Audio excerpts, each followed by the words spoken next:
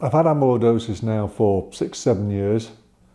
How has it affected daily life and what might you have to do? Well, it varies depending on where you are in this journey. At first, it made not the blindest bit of difference. It's scary. You have to sort of get your head round, well, hang on, I'm going on chemotherapy. The chances are, you know somebody who's been on chemo, it's not pleasant.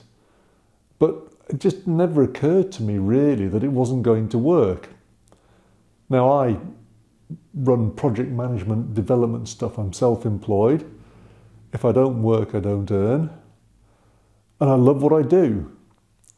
So at first it's a case of this is not going to affect me. We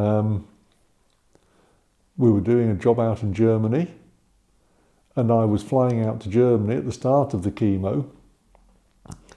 Some of the doctors said I was bonkers doing it. Others said, no, if you feel you can do it, do it. I felt I could do it. But after the first couple of months, it was obvious that I couldn't carry on going out there on my own. And so I stopped. Stayed in the UK. And if I went too far, the tricky bit was, I guess, the steroids. Because I was up in the middle of the night feeling all pumped up and then I'd doze off during the day. One of the things I pride myself on is if I say I'm going to do something, I'm going to do it. And I couldn't actually make that guarantee the same. I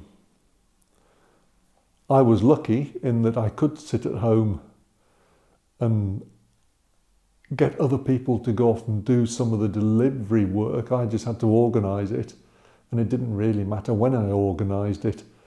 So if I was up in the middle of the night, that was fine. I would suggest that perhaps my decision making and the way I put stuff across wasn't quite as it might have been, so it affects different people different ways, but everybody knew what was going on with me because I'd made no secret of it. And they made some allowances. But I think I did pretty well. But then as the treatment progressed, it did become more physically debilitating. The first round of chemo started off well, but then tailed off. The second lot was known to be slower acting. And at one point in that I had pulmonary embolisms, which absolutely flattened me. I mean, that was life-threatening in intensive care. And I came out of that really weak. Couldn't possibly have looked after myself in a wheelchair. Just wrecked. And that was the case for some time. Got a bit of strength back, got out of the wheelchair, don't use the wheelchair very much now, but couldn't guarantee being able to do very much. I stopped working, stopped going out to work, although I could still do stuff from home, telephone stuff, organising stuff. If I was running a training course, for instance, there was a time I just couldn't do it myself, so I got someone else to do it.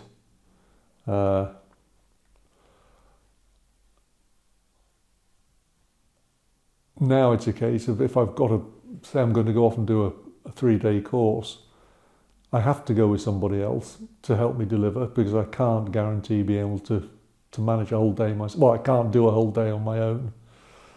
And actually I prefer working with someone else we can share stuff with. My wife comes with me to sort of look after the personal needs. My colleague, whoever it is, probably Martin, will come and help me with the delivery of the technical stuff that we're doing. I need oxygen overnight, so that's got to be organised. Disable that rooms, although I'm not actually, I can walk short distances, a walk-in shower. I can't get out of a bath. I can get into it, but I'm not strong enough to get out of it again, which is a bit of a problem.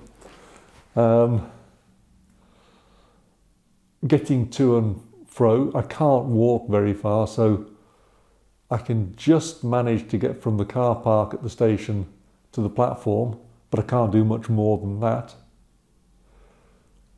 I can't sit in an uncomfortable seat, which tends to mean first class on a train. Fortunately, I can afford that. If I couldn't afford it, I'm not quite sure how I would manage on a train. The